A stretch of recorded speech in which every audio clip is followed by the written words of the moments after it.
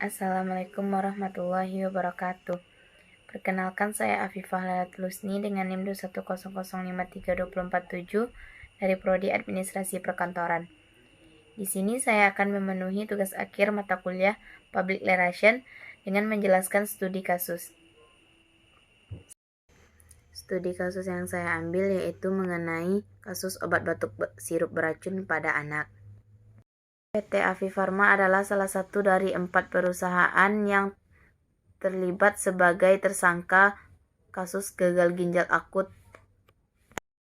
Majelis Hakim Pengadilan Negeri Kediri, Jawa Timur memvonis hukuman penjara selama 2 tahun dan denda 1 miliar, subsidi 3 bulan kurungan kepada 4 terdakwa kasus obat batuk sirup beracun yang berbuntut gagal ginjal akut pada anak.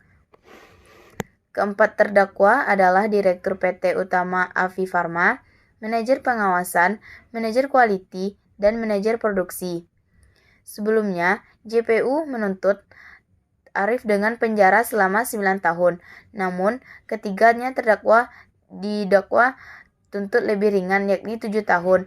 Keempatnya didenda 1 miliar atau subsidi selama 6 bulan kurungan penjara. Hakim menilai keempat terdakwa secara sah dan meyakinkan bersalah melakukan tindak pidana dengan sengaja memproduksi barang farmasi tidak memenuhi standar dan faktor keamanan.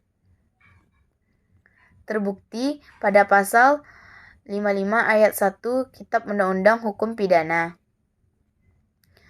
Menanggapi putusan tersebut, keempat terdakwa menyatakan hal senada diutarakan jaksa penuntut umum.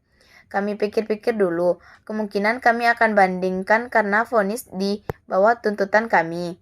Sebelumnya, dalam dokumen bawaan, JPU menyebutkan ada bahan campuran obat propylene glikol tercemar etilen glikol dan dietilen glikol yang terkandung dalam produksi farmasi PT Afifarma.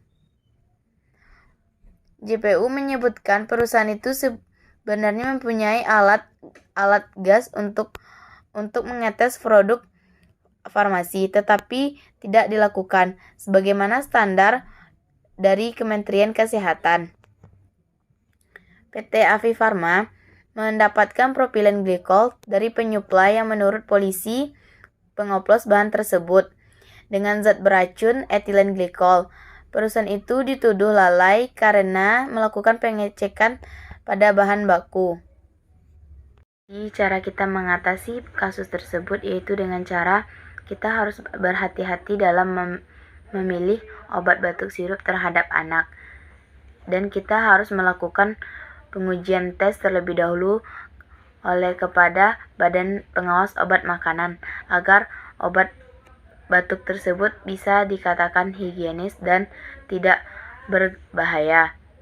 Dan untuk pemerintah harus lebih cepat tanggap terhadap hal tersebut, dikarenakan semakin tidak tanggapnya pemerintah, adanya semakin banyak kasus yang terjadi.